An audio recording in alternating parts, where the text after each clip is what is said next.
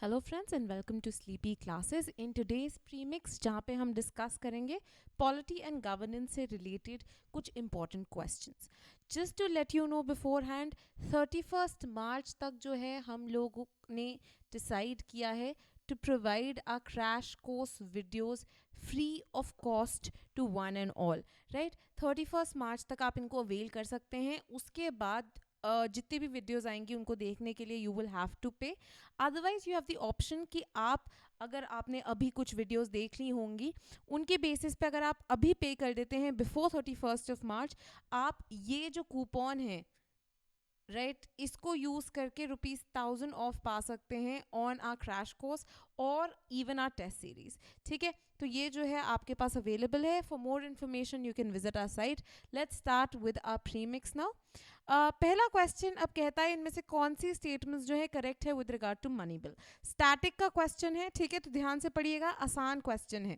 पहला कि एक बिल जो है मनी बिल तभी बनेगा, ठीक है, अगर उसके अंदर ऐसे प्रोविजंस है जो कि मेंशन्ड है आर्टिकल 110 क्लॉज 1 में। सेकंड, अगर कोई भी क्वेश्चन अराइज होता है कि कोई बिल मनी बिल है या नहीं, जो डिसीजन है स्पीकर का ऑफ लोकसभा वो फाइनल होगा। लास्ट, जो मनी बिल है वो सिर्फ एक लौता ऐसा टाइप का फाइनेंशियल बिल है जिसके साथ स्पीकर की सर्टिफिकेशन लगती है। आपके ऑप्शंस है सिर्फ 1, ओनली 2, ओनली 1 एंड 2 या सारे के सारे ऑल 3 ऑप्शंस। यहाँ पे आप पॉज करके अपना आंसर मार्क कर सकते हैं। And the correct answer is D, all of the above. ठीक है, बेसिकली कोई भी बिल राइट जो कि से रेवेन्यू या खर्चे या इन सब चीज़ों से रिलेट करता है वो फाइनेंशियल बिल होता है। ठीक है, तो एक ब्रॉडर कैटेगरी है फाइनेंशियल बिल की। मनी बिल जो है एक specific type of financial bill है। ठीक है, आपने लक्ष्मीकांत में पढ़ा होगा various kinds of financial bills होते हैं, उनमें से एक टाइप क्या है, मनी बिल है। और मनी बिल क्या होता है, सिर्फ उन मैटर्स उन प्रोविजंस के साथ डील करता है जो कि आर्टिकल 110 क्लॉज 1 में सब क्लॉजेस ए टू जी के अंदर जो है लिखित हैं। राइट, मनी बिल जो है उसका सर्टिफिकेशन कौन देता है, स्पीकर देते हैं। ठीक है, तो जो स्पीकर हैं वो सर्टिफाई करते हैं कि हाँ ये मनी बिल है और वही जो है आगे भेजते हैं।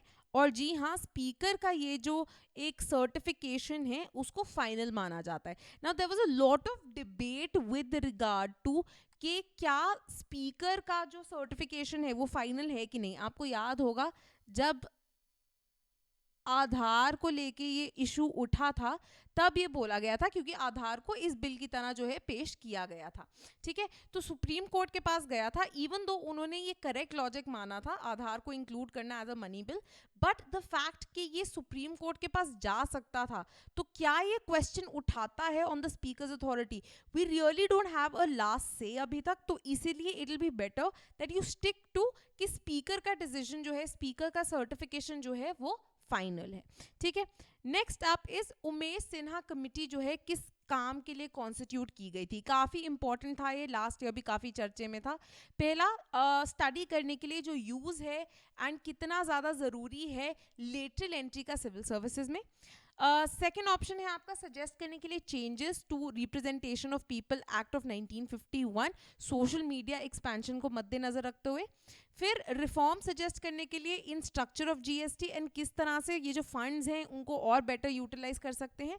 या फिर लास्ट, रिव्यू करने के लिए आफ्सपा, ठीक है, जो आपका armed forces special provisions act है उसके लिए। ठीक है, तो अब आप यहाँ पे पॉज करके अपना आंसर मार्क कर सकते हैं and the correct answer is B. ठीक है, सॉरी डी, टू रिव्यू, ये एक्चुअली गलत मार्क्ड है, ये बी होना चाहिए।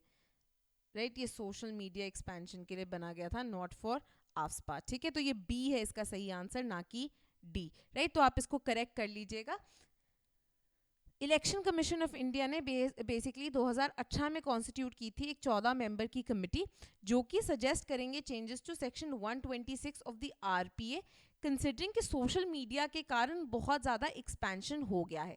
और इनका ये काम था कि social media and new media को हम किस तरह से थोड़ा कंट्रोल कर सकते हैं टू एंश्योर कि जो साइलेंस पीरियड है और 48 hours prior to the election जहाँ पे कोई कैंपेनिंग एक्सेट्रा नहीं हो सकती, वो यहाँ पे भी जो है नज़र रखी जा सके। ठीक है, तो ये काम था उमेश सिन्हा कमेटी का। तो याद रखिएगा आंसर क्या है, बी है, डी नहीं है। नेक्स्ट क्वेश्चन है, with reference to writ jurisdiction of supreme court and high court which of the following statements जो हैं वो सही हैं।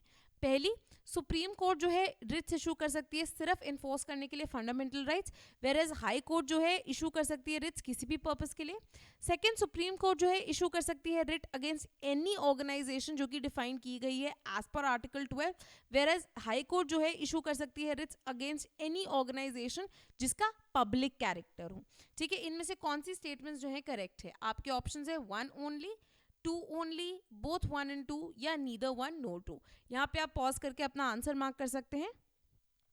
And the correct answer is C, both 1 and 2। जो सुप्रीम कोर्ट है, ये तो पहली स्टेटमेंट तो काफी ज्यादा इजी थी, ये इशू कर सकता है रिट्स सिर्फ फंडामेंटल राइट्स को इन्फोर्स करने के लिए और किसी और पर्पस के लिए नहीं। इसलिए हाई कोर्ट की यहाँ पे फंक्शनल टर्म्स में रिट ज्यूरिसडिक्शन जो है वाइडर है, क्योंकि ये किसी भी पर्पस के लिए कर सकता है। जो सुप्रीम कोर्ट की रिट ज्यूरिसडिक्शन है, क्योंकि वो सिर्फ फंडामेंटल राइट्स तक सीमित है, इसीलिए ये इनको इशू कर सकता है सिर्फ उन ऑर्गेनाइजेशंस के अगेंस्ट जो कि डिफाइंड है अंडर आर्टिकल 12। क्योंकि हाई कोर्ट की रिट ज्यूरिसडिक्शन मच वाइडर है, इसीलिए जो ऑर्गेनाइजेशंस जिनके अगेंस्ट ये एनफोर्स कर सकता है that is also much wider than just article 12। ठीक है, अब नेक्स्ट क्वेश्चन है आपका, विच of the following is correct about nominated members of Rajya Sabha. काफी चर्चा में था, आपके कल प्री क्योर में भी डिस्कस किया हुआ है। ये जो पर्सन्स है जिनके पास, तो आपके ऑप्शन है पहला कि ये जो है नॉमिनेटेड लोग वो होते हैं जो जिनके पास स्पेशल नॉलेज होती है या प्रैक्टिकल एक्सपीरियंस होता है in literature, science, art and social service. Second, unlike independent members, nominated members जो हैं कोई भी पॉलिटिकल पार्टी नहीं ज्वाइन कर सकते। आपके ऑप्शंस हैं 1 ओनली, 2 ओनली, बोथ 1 and 2 या नीदर 1 nor 2। और इसका सही जवाब है 1 ओनली। ठीक है, रिलेटिवली इजी क्वेश्चन था। सेकंड जो है ये गलत है, इनके पास भी, नॉमिनेटेड मेंबर्स के पास भी 6 महीने होते हैं। आर्टिकल 80 जो है कॉन्स्टिट्यूशन का प्रोवाइड करता है कि प्रेसिडेंट कितने 12 लोगों को नॉमिनेट कर सकते हैं, ऐसे लोग जिनके पास स्पेशल नॉलेज या प्रैक्टिकल एक्सपीरियंस है with regard to literature, science, art and social service. और जो नॉमिनेटेड ये मेंबर होते हैं वो कोई भी पॉलिटिकल पार्टी को ज्वाइन कर सकते हैं with in 6 months of his और हर नॉमिनेशन। ठीक है, उसके बाद अगर ये करेंगे तो ये डिफेक्शन के अंडर काउंट होगा। ठीक है, तो जब से राज्यसभा बनने शुरू हुई है तब से जो है ये 12 मेंबर्स जो है नॉमिनेट किए जा रहे हैं with the nomination of CGI. जो हमारे फॉर्मर सीजीआई थे रंजन गोगोई, काफी जो है चर्चा में रहा है, इसलिए इंपॉर्टेंट हो जाता है आपके प्रीलिम्स के लिए। लास्ट जो है is a scheme based, governance based question.